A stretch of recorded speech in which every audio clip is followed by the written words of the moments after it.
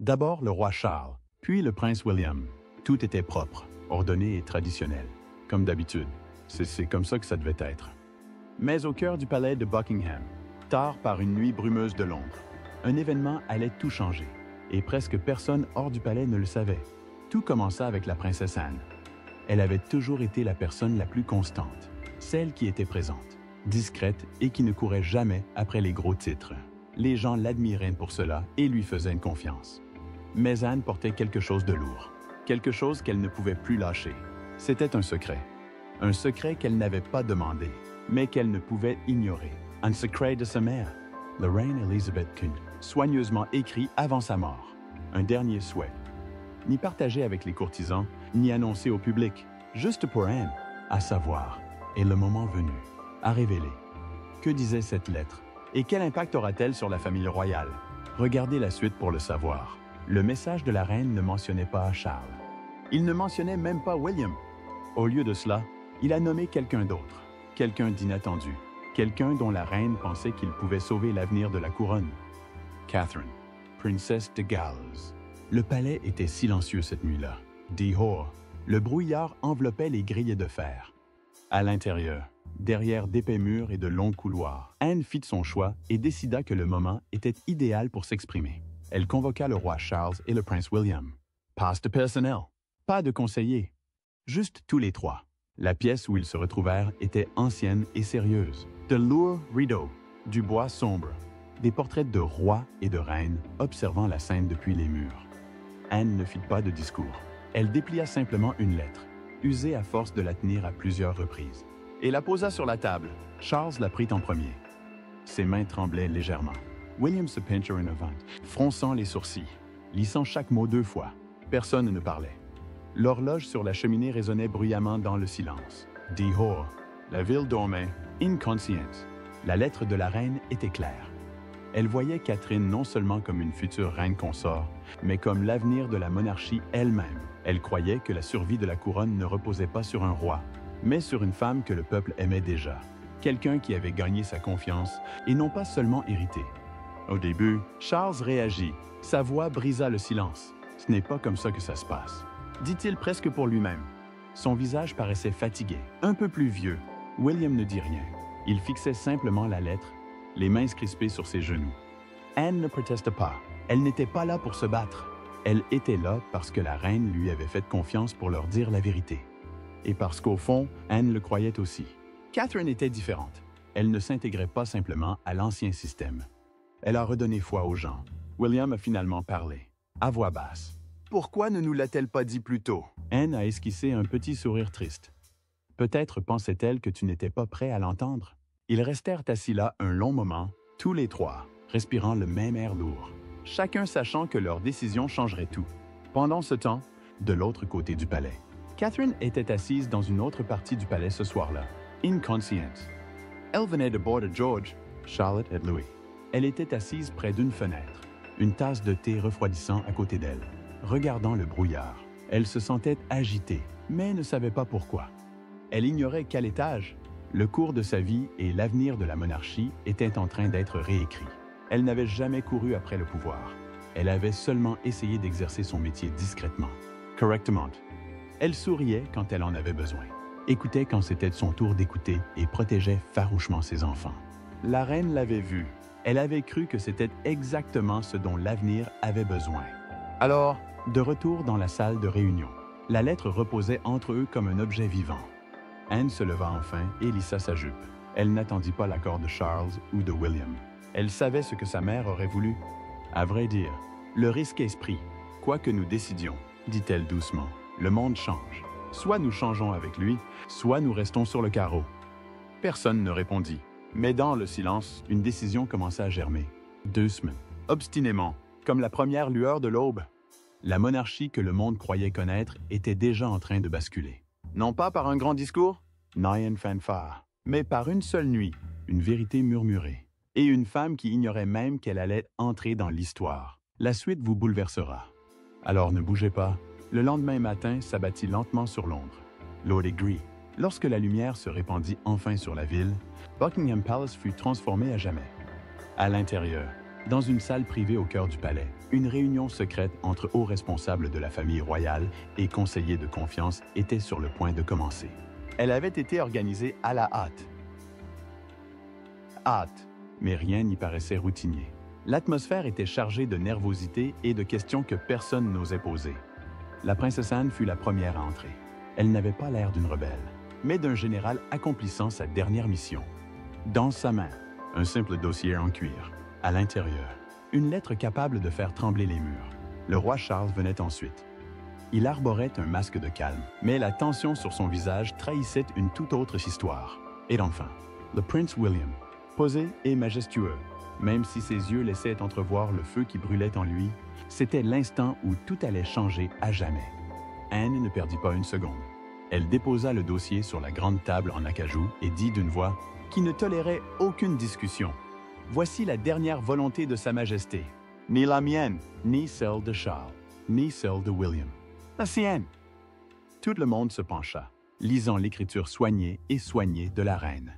Son message était clair. Catherine, non née royale, mais façonnée par son esprit et sa force, était l'avenir. Ce n'était plus une question de sang, c'était une question de cœur, de survie. La reine n'avait pas tenté de modifier officiellement l'ordre de succession. Elle savait que ce n'était pas si simple, mais elle avait exprimé clairement ses espoirs. Catherine ne devait pas seulement soutenir le prochain roi, elle était destinée à devenir reine à part entière. La salle explosa de murmures, d'échocs, de peur, de colère. Le roi Charles frappa la table du poing, la voix tremblante. « C'est de la folie. Je pensais que la soirée d'hier était une blague. La succession ne peut pas être réécrite comme ça. » Anne soutint son regard, calme et ferme. Maman n'était pas confuse, elle en était certaine. Puis William parla, d'une voix basse mais rauque. « Aide-moi, alors? Qu'advient-il de tout ce que j'ai été élevé pour être? » Le visage d'Anne s'adoucit. « Tu es toujours vital. On a toujours besoin de toi. » Mais pour que la monarchie survive, elle doit changer. Mère l'a vu. Elle voulait que nous le voyions aussi. William baissa les yeux, les poings serrés. Il ressentit une trahison, mais au fond de lui, il le savait. Il avait vu Catherine affronter les tempêtes. Il pouvait à peine se supporter. Il avait vu les gens tomber amoureux d'elle. Elle n'a pas cherché la lumière, c'est elle qui l'a trouvée. Et elle ne s'est jamais laissée brûler par elle. Peut-être, pensa-t-il amèrement, avait-elle été la véritable reine depuis le début? Maintenant, le monde continuait comme si de rien n'était. Aucune annonce n'était faite.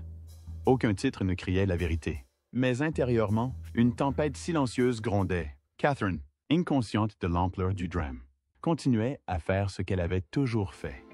Visiter les hôpitaux, réconforter les enfants, se battre pour la santé mentale. Chaque poignée de main, chaque mot gentil la rapprochait de l'avenir imaginé par la reine. Pourtant, la pression montait au palais de Buckingham. Des rumeurs circulaient. Les tabloïds parlaient de réunions. Nan parlait de réunions secrètes et de troubles royaux. Et Anne, ferme comme un roc, tenait bonne. Elle savait qu'il n'y aurait pas de retour en arrière. Ce n'était qu'une question de temps avant que le monde ne découvre la vérité. Pendant des siècles, le palais de Buckingham était resté le symbole d'une tradition indéfectible. Mais après la mort de la reine Élisabeth, de minuscules fissures ont commencé à apparaître. Il y a quelques instants, le palais de Buckingham annonçait le décès de Sa Majesté, la reine Élisabeth II. Le roi Charles III portait désormais la couronne, mais elle ne lui allait plus aussi bien qu'à elle. Son règne était attendu, mais peu plébiscité. La population respectait la monarchie, mais beaucoup doutaient de l'apprécier encore. Charles, malgré toutes ses passions et ses opinions, peinait à rester le symbole immuable qu'avait été sa mère. Les cicatrices de son passé, son divorce difficile, son long chemin avec Camilla ne se sont jamais complètement refermés dans l'esprit du public. La couronne brillait, mais l'homme qui la cachait trébuchait souvent. Le prince William, en revanche, portait un lourd fardeau. Sur le papier, il représentait l'avenir. Jeune, relatable, royal. Mais chacun de ses gestes était observé. Chaque erreur était amplifiée. Même son mariage avec Catherine, un symbole de la famille, était une arme à double tranchant. Plus on l'aimait, plus William avait du mal à briller seul. Et puis il y avait Harry, qui lançait des accusations de l'autre côté de l'Atlantique, creusant des blessures qui n'avaient même pas commencé à cicatriser. William savait que la monarchie était sur un terrain instable. Il le ressentait chaque jour. Voyez-vous, pendant un moment après la mort de la reine, la nation s'est unie dans le deuil, mais cette unité n'a pas duré. Les sondages ont montré que davantage de jeunes remettaient en question l'importance de la monarchie. Dans des pays comme l'Australie et les Caraïbes, les appels à rompre les liens avec la couronne se faisaient de plus en plus pressants. La famille le sentait, le vent tournait. Leur ancienne loyauté s'effritait, et ils ne pouvaient survivre uniquement grâce à la tradition. Ils devaient à nouveau prouver leur valeur. Et au fond d'eux-mêmes, ils le savaient. Aucune conférence de presse, aucune campagne de relations publiques n'aurait pu les sauver. Ils avaient besoin de quelqu'un de réel. Quelqu'un en qui le peuple pouvait avoir confiance. Quelqu'un comme Catherine. Et, d'une certaine manière, la reine Élisabeth l'avait vu venir. Bien avant que le monde ne remarque les failles, elle avait fait son choix. Discrètement, sans fanfare. Elle était convaincue que le moment venu, ceux qui aimaient vraiment la monarchie la suivraient. Elle avait vu l'avenir, et il avait le visage de Catherine. Non pas par droit de naissance, mais par espoir. Et c'est là que ça devient intéressant. Continuez à regarder pour découvrir la suite. Malgré cette révélation d'Annie, un autre élément perturbait la famille royale, le fait que les gens ne la soutenaient plus comme autrefois. Le roi Charles ne trouvait pas la paix. Nuit après nuit, il restait éveillé, penché sur de vieux livres d'histoire, cherchant des réponses auprès de rois ayant régné dans le chaos. Le prince William portait sa peur différemment. Elle pesait sur sa poitrine comme une pierre, lourde et immobile. Surtout lorsqu'il contemplait les yeux brillants et confiants de ses enfants. Il voulait croire qu'il les préparait à un avenir de service et d'honneur. Mais que se passerait-il si cet avenir ne se présentait jamais? Catherine, cependant, accueillait l'événement à sa manière, avec une acceptation silencieuse. Elle voyait ce qui se passait. Elle savait que le monde avançait, que le palais soit prêt ou non. C'était son calme, sa résilience, son absence de soif de pouvoir qui faisait d'elle celle que personne n'attendait. Mais peut-être que c'était la couronne dont elle avait le plus besoin. Elle n'a jamais couru après la couronne, et c'est peut-être précisément pour ça. Désormais, elle la poursuivait. Aux yeux du monde extérieur, la façade de la monarchie restait intacte. Cérémonies, dîners élégants et photos royales soignées. Mais sous la surface, un changement inattendu était en cours. Une faille à combustion lente exerçait une pression croissante, menaçant de fissurer les fondations du palais. Au cœur de tout cela se trouvait une vérité trop dangereuse pour être énoncée. Parce que l'image parfaite de la monarchie était plus faible qu'on ne voulait le dire. Et maintenant, la maison de Windsor, bâtie au fil des siècles, était au bord du gouffre. Et le monde regardait, retenant son souffle. Allait-elle tomber? Ou allait-elle se relever, non pas par lignée ou par loi, mais par la force tranquille d'une femme qui n'avait jamais réclamé de couronne, mais qui la porterait peut-être mieux que quiconque avant elle? Découvrons-le. Comme le dit le proverbe, rien ne reste éternellement caché sous le soleil. Le vœu de la reine finit par atteindre ceux qui se trouvaient à l'extérieur du palais, grâce à des servantes qui avaient observé et entendu tout ce qui se passait à l'intérieur. Cependant, la décision de la reine ne fut pas soutenue par tous. Certains estimèrent qu'il était malvenu que Catherine prenne le pouvoir, alors que son mari, l'héritier légitime, était encore présent. Ils affirmèrent également que Catherine consacrait la majeure partie de son temps à s'occuper de ses enfants et manquait d'expérience en politique. D'un autre côté, un autre groupe soutenait le souhait de la reine, estimant qu'elle savait ce qui était le mieux. Ce débat a poussé les gens à se pencher sur la vie de Catherine. Et ce qu'ils ont découvert va vous choquer. En creusant, ils découvrirent que Catherine Elizabeth Middleton était née le 9 janvier 1982 à l'hôpital Royal Berkshire de Reading. Elle n'avait pas grandi dans un château ni porté de couronne, mais sa famille vivait confortablement et valorisait le travail. Son père, Micah Middleton, était agent de bord, et sa mère, Carol, avait travaillé comme hôtesse de l'air. Du côté paternel, la famille était profondément ancrée dans la société britannique, accueillant même des membres de la famille royale au début des années 1900. Du côté maternel, ses ancêtres étaient mineurs de charbon, ce qui conférait à Catherine un équilibre rare entre tradition et humilité. Alors qu'elle n'avait que 2 ans, sa famille déménagea à Amman, en Jordanie, où son père travaillait pour British Airways. Là, elle fréquenta une école maternelle anglophone, où elle apprit très tôt à s'adapter à de nouvelles cultures. En 1986, ils retournèrent en Angleterre et s'installèrent dans le Berkshire. Catherine, alors âgée de 4 ans, fut inscrite à l'école St. Andrews, où elle montra rapidement des signes d'indépendance et de maturité. Plus tard, elle a commencé à vivre en pension à temps partiel, apprenant très jeune à prendre soin d'elle-même. En 1987, un événement important s'est produit. La mère de Catherine, Carol, a lancé une entreprise de vente par correspondance d'articles de fête appelée Party Pieces. Ce qui n'était au départ qu'une petite entreprise est devenu une entreprise florissante, offrant à Catherine et à ses frères et sœurs d'excellentes opportunités d'éducation. Mais plus important encore, cela a appris à Catherine la valeur de la patience, de la résilience et de la construction d'un projet significatif à partir de zéro. En 1995, la famille Middleton a déménagé à Bucklebury, un village paisible en pleine nature. Catherine a changé d'école et s'est finalement inscrite au Marlborough College, où elle s'est véritablement épanouie. À Marlborough, elle n'était pas une simple élève. Elle s'est faite connaître pour son leadership, notamment en tant que capitaine de l'équipe féminine de hockey sur gazon. Durant son séjour, Kate Middleton a également obtenu l'exigeant prix du duc d'Édimbourg, faisant preuve de détermination, de travail acharné et d'humilité.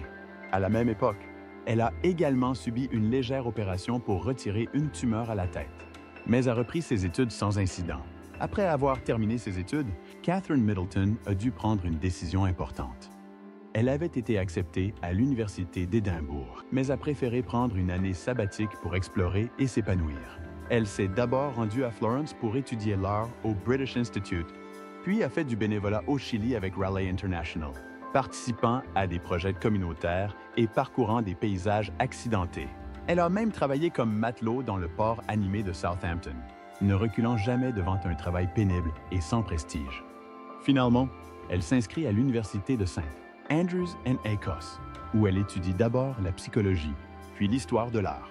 Catherine rejoint le Lumsden Club, organisant des événements caritatifs et œuvrant auprès des communautés locales. Pour financer ses dépenses, elle prend un emploi à temps partiel comme serveuse, prouvant une fois de plus qu'elle n'a pas peur de travailler dur ni de se salir les mains. À St. Andrews, un événement bouleversant s'est produit. Catherine a rencontré le prince William. Ils sont devenus des amis proches, partageant une passion pour l'histoire de l'art.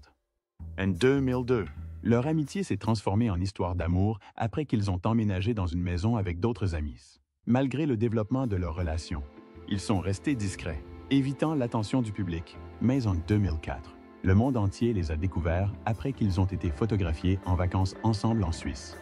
Leur parcours n'a pas été sans heurts. En 2007, après des années sous une intense pression médiatique, Kate et le prince William ont brièvement rompu. Catherine a admis plus tard que ce fut une période douloureuse, mais que cela l'avait rendue plus forte. Elle a géré la séparation avec une dignité tranquille et a gagné en confiance. Après quelques mois de séparation, ils ont renoué leur relation, plus forte que jamais. Durant leur longue relation, Catherine a été sous le feu des projecteurs, gagnant même le surnom de Katie la Poisseuse dans les tabloïds. Mais elle ne s'est jamais déchaînée. Elle est restée calme, gracieuse et concentrée sur sa propre voie. Puis, en novembre 2010, le couple a annoncé ses fiançailles et Catherine a commencé à se préparer à la vie royale, reprenant officiellement son nom complet. Le 29 avril 2011, Catherine épousait le prince William lors d'une cérémonie suivie dans le monde entier. Devenue duchesse de Cambridge, elle s'engageait dans une vie de devoir et de service public. Malgré toutes les attentes royales, Catherine resta elle-même, terre à terre, bienveillante et pleine d'une force tranquille.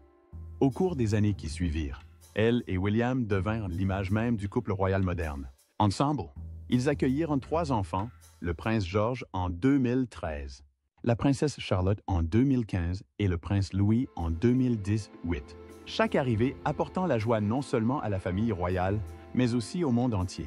Durant toute cette période, Catherine parvint à concilier maternité, devoirs royaux et œuvres caritatives avec grâce. L'histoire de Catherine a montré que devenir membre de la famille royale ne se résumait pas à porter des couronnes.